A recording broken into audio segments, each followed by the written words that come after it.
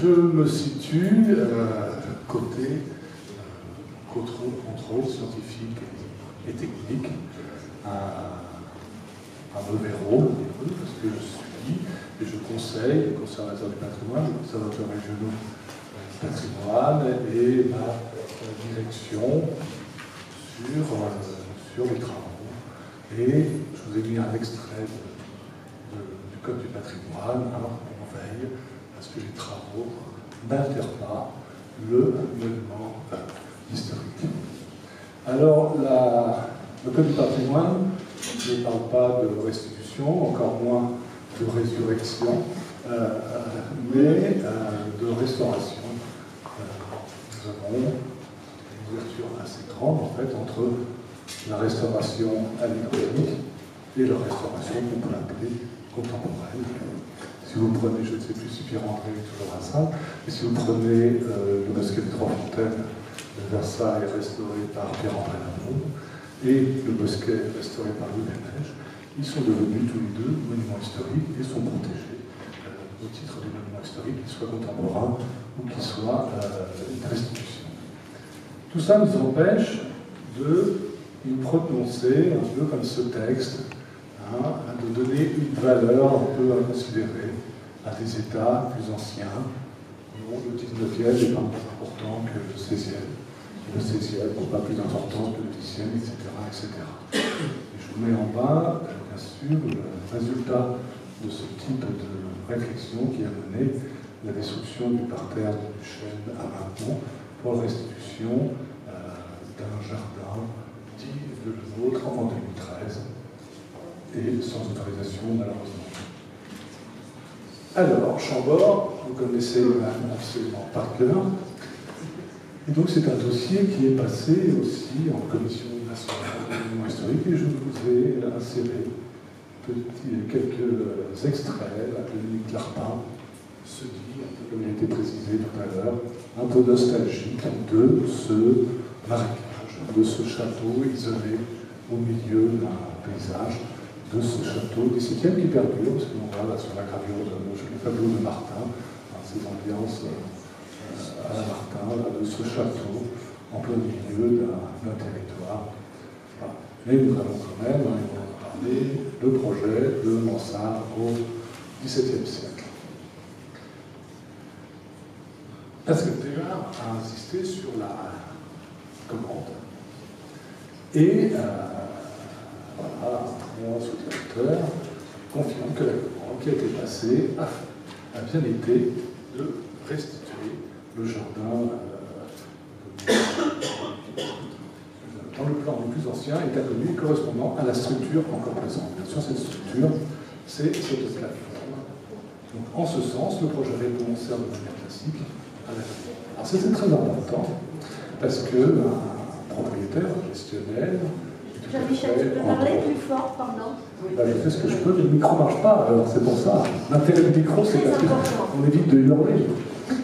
Donc un propriétaire a tout à fait le droit de vouloir restituer un jardin ancien, comme il a tout à fait le droit de vouloir un jardin contemporain. Et c'est très important parce qu'il y a cette commande à l'architecte en chef de la restauration, la reconstitution d'un jardin qui correspond à cette plateforme. Alors ça tombe bien parce que nous avons quelques plans, quelques iconographies que vous avez vues à peu près 200 fois aujourd'hui, et donc nous allons passer parce qu'on les a moins vues, celle-ci oui, mais d'autres étapes qui prolongent l'histoire du jardin, notamment une gravure ici assez intéressante, de 1820, de cadastre, qui montre exactement la structure qui a été restituée aujourd'hui, la vue dont on a parlé, qui montre les parterres en 4 carrés. Mais aussi plein d'autres documents, des photos, des plans, des photos d'hygiène, des projets, des chaînes, des lois, etc. Excusez-moi quand même, messieurs, mais le grand absent de votre réflexion, c'est le jardin d'hier. Ce jardin qui nous était parvenu à Chambord, qu'on dit effectivement appauvri, traite aussi de terrain de football, de prairies à vaches, et il n'y a pas plus d'une heure de tapis vert sur un presse-papier. Alors, effectivement, ce n'est pas le jardin de nos rêves, hein, assez simple. On voit quand même, je suis un peu étonné par cette histoire de non-jardin, parce qu'on voit quand même le dessin d'un ancien jardin. Mais ce jardin a quand même deux qualités importantes. C'est qu'il a un rapport avec le paysage, avec l'extérieur, magnifique. Il y a une continuité dans ces deux parterres, dans la demi-lune, la forêt et cette allée centrale. Et une autre qualité, à mon sens, importante, c'est qu'il laisse voir le château dans son ensemble. Et aujourd'hui, donc, nous avons vu la restitution du jardin. Très belle. Il y a toute une série de vues à vol d'oiseau, et celle-là est très belle. Et je la montre, non pas tellement pour montrer le jardin, mais pour vous essayer de voir quand même la difficulté, il faut reconnaître ça à la maîtrise d'œuvre, d'intervenir sur ce lieu, parce que ce château est très très difficile à caler. On peut diviser en 7, on peut diviser en 3, on peut diviser en 5. Enfin, oui, c'est pas évident de caler le parterre, de caler un jardin sur cette architecture. Et c'est ce que dit l'ARPA, pour l'ancien et pour le nouveau. À regarder le jardin actuel ou le projet, il estime qu'il y a un net décalage entre le jardin et l'architecture. Ce à quoi je ne suis pas tout à fait d'accord avec Dominique. Je pense qu'une architecture du XVIIe, du XVIIIe ou autre peut très bien convenir à Chambord. Alors, pour vous raconter, parce qu'on a tous un peu raconté notre histoire à Chambord, et moi je vais vous raconter la mienne.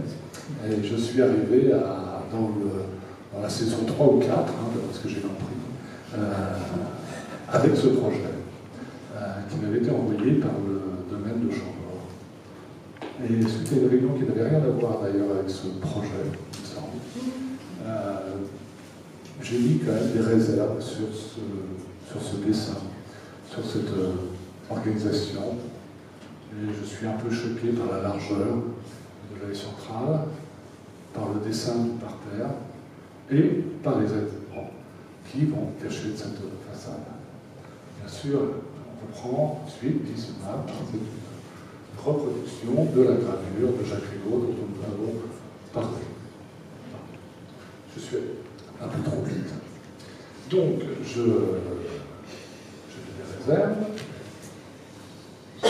C'est pas très bien à on sent très bien, hein, j'arrive, c'est un peu comme un cheveu sur la soupe, on dit.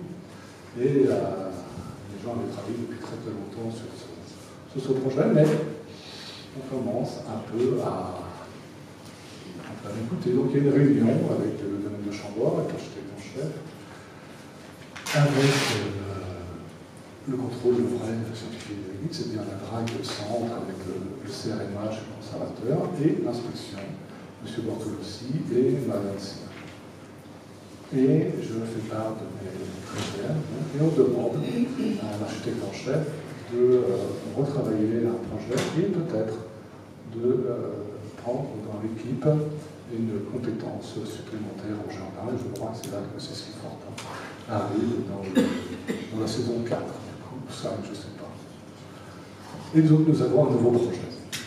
Quand on compare à l'ancien, le dessin et l'organisation est la même, bien sûr, et les parterres est carrés sont devenus rectangulaires, le quinquant est toujours en place, les alignements sont toujours en place, et la forme du parterre a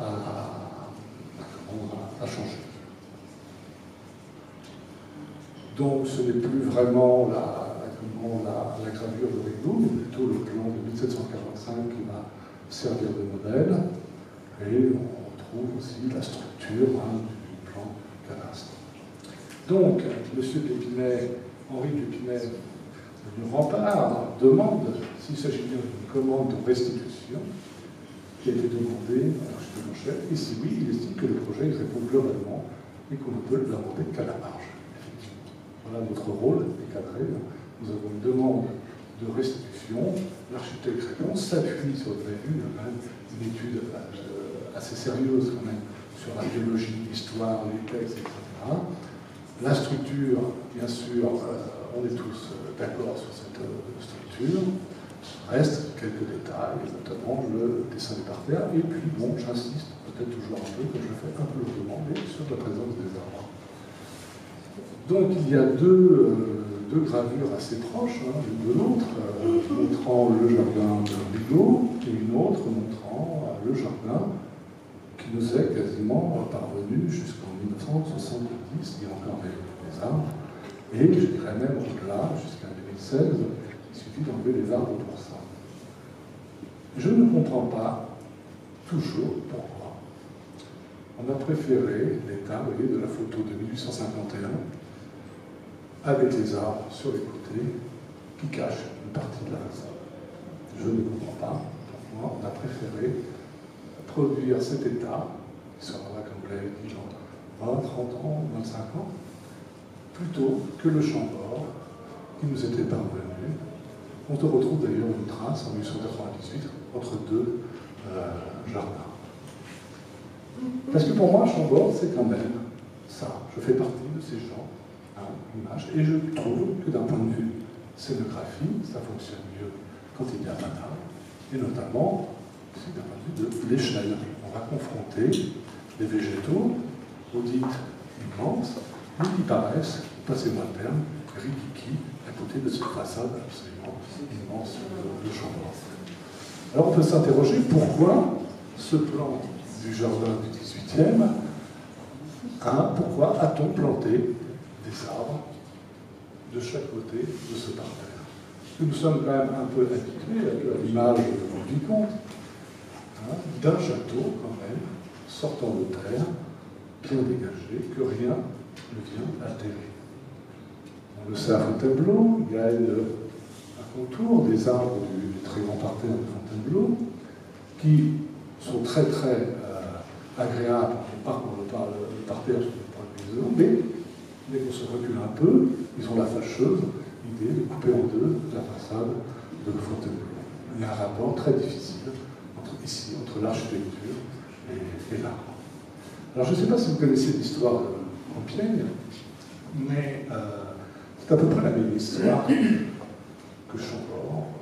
Le château de Compiègne était un château sur terrasse, et l'empereur, Napoléon Ier, a demandé à ce que l'on fasse cette rampe ici, qui a bien sûr, en effet, d'écraser l'architecture du château de Compiègne.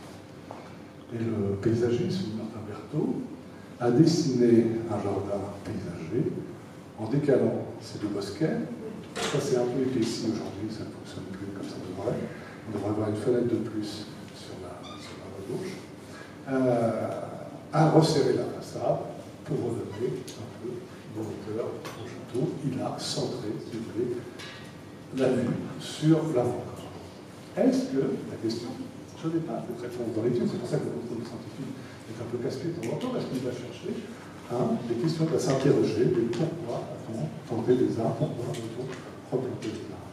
Alors, est-ce que le paysagiste, l'architecte, je ne sais pas, a voulu faire ce genre de choses? Est-ce qu'il était gêné par, effectivement, cette plateforme qui a écrasé la façade de Chambord? Est-ce qu'il a voulu rétrécir la ligne? Je ne sais pas. Je ne sais pas du tout, mais en tout cas, ça ne marche pas. Ça ne marche pas, il y a un net problème d'échelle. Et puis, je ne comprends pas. Une allée, vous citiez les allées d'Argenville, ça, il compare ça en route, qui mène d'un endroit à un autre. Là, je ne vois pas où mènent ces allées. Elles partent de nulle part et arrivent nulle part. Pourquoi avoir un intérêt aussi fort à reproduire ces allées? Le parterre. Vous l'avez vu, la fois. Donc, vous avez eu le droit à l'archéologie, donc vous savez qu'on n'a pas pu comprendre exactement à quoi ressemblait ce parterre. Alors nous sommes, je parle de contrôle scientifique et technique, absolument tous d'accord sur la structure, et la commission d'ailleurs conseillera de ne pas réaliser ce dessin de parterre et d'en faire un jardin beaucoup plus épuré, ou un parterre beaucoup plus épuré, ou contemporain. En fait, voilà, il y a ces fameuses cotes qui sont très intéressantes. Hein, en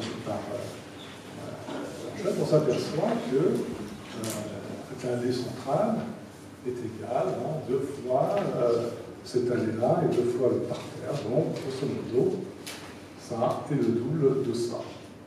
Alors, c'est assez curieux parce qu'en jardin, c'est plus une conception d'avenue, une conception de parterre. C'est exactement ce que décrit Louis Serrault. Jour d'allée, l'allée centrale fait le double des allées de côté. Après, il y a la largeur de l'allée. Nous sommes sur 17,55 m, mais quand même aussi sur un ensemble de 35 mètres. Parce que évidemment, c'est extrêmement minéral. Les plates-bandes sont très étranges. Alors, je comprends que j'ai suivi à la lettre les cotes, mais on voit très bien d'ailleurs dans ces personnages, quand même un peu isolés dans une allée immense. Pourquoi est-ce aussi large? Je n'en sais vraiment pas.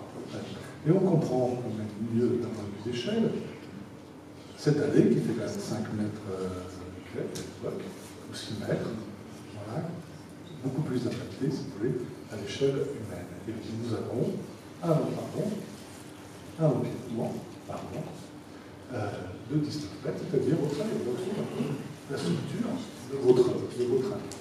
Je rappellerai quand même que l'allée immense des parterres d'eau, de toute façon les parterres d'eau de Versailles, fait quand même 20 mètres, c'est-à-dire quand même plus petit que ces 35 mètres de partie, je dirais, minérale à Chambon.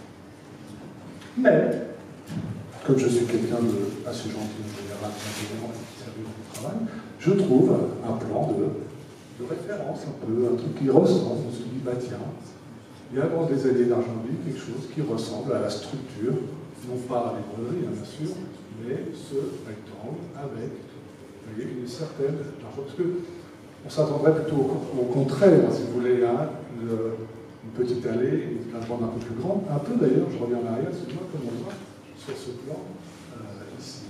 Mais non, bon. Voilà. Donc, bah, grosso modo, c'est acceptable d'un point de vue du contrôle scientifique.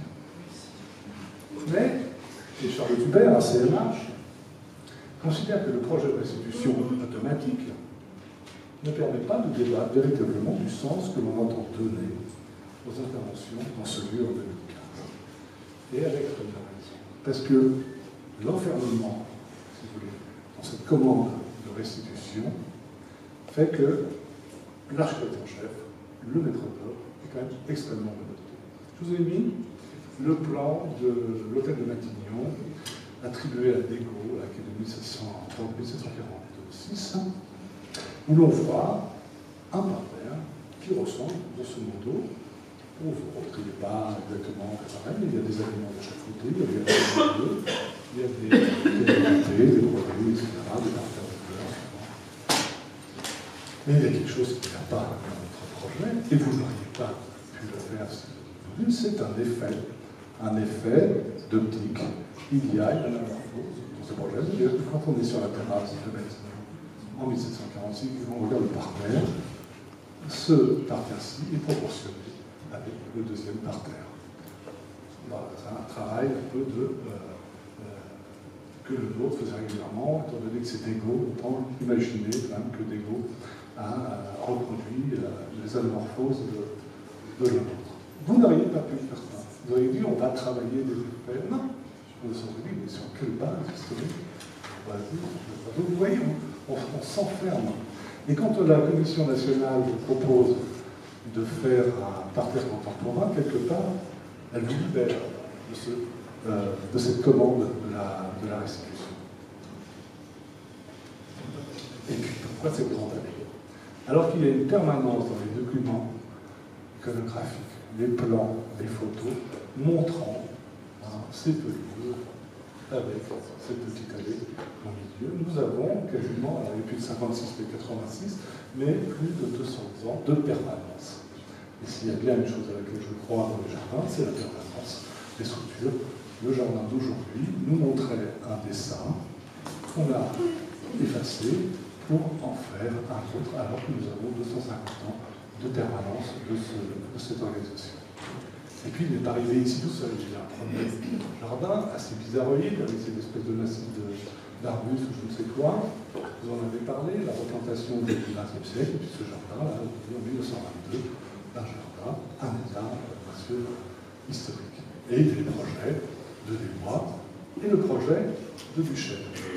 Alors j'ai énormément insisté pour que le bureau d'études étudie ce projet.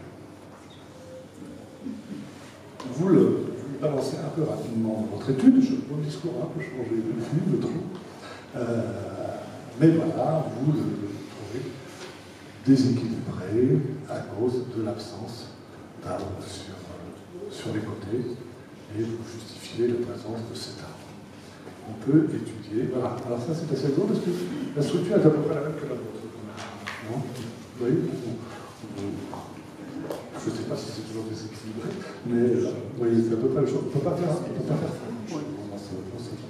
Voilà, je préfère cette vue qui est assez parlante. En fait, Duchesne n'est pas un architecte en chef des Monts-des-Conseils, n'est pas un agent du ministère de la Culture, n'est pas soumis aux professeurs physiques, c'est un paysagiste avec une grande liberté de créer, de reconstituer un peu comme il veut. Les parterres Renaissance sont ces parterres Renaissance. Il a tout un modèle de parterre Renaissance. Et bien sûr, il va creuser un canal, il va équilibrer cette plateforme autour d'un canal. Et contrairement à ce que vous dites dans votre étude, je le trouve extrêmement équilibré. Il structure ensemble, par le vide en fait, qui est l'autre, les deux structures, le plein et le vide. Il y a toute une structure de vide qui est là. Ça lui permet d'écarter les arbres, il n'y a pas ce problème de concurrence. Mais au-delà, quand même, de tout ça, il y a pour me rappelle Michel Poncelet, l'architecte en chef, que Chambord se retrouve au milieu d'un château, au milieu d'un territoire. Et je trouve que la gravure, le dessin de Duchesne l'exprime bien, ce château, voilà, reprend la dimension qu'il lui est due, c'est-à-dire c'est 5000 hectares de parc, de landes, de forêt et de marécage. Un peu comme il était il y a encore quelques temps, un peu comme on le représentait encore en 1722. Ce que je trouve assez intéressant dans cette histoire, c'est que vous avez reproduit une forme, je ne sais pas si vous avez retrouvé le sens de Chambord. Et qu'en fin de compte, Duchesne, c'est pour ça que j'ai insisté pour qu'on étudie ce projet, nous ouvrait la voie. Il fallait peut-être avoir un regard contemporain pour pouvoir reproduire le sens de ce château qu'il avait au XVIe siècle jusqu'à l'arrivée de cette plateforme. Voilà, je vous remercie.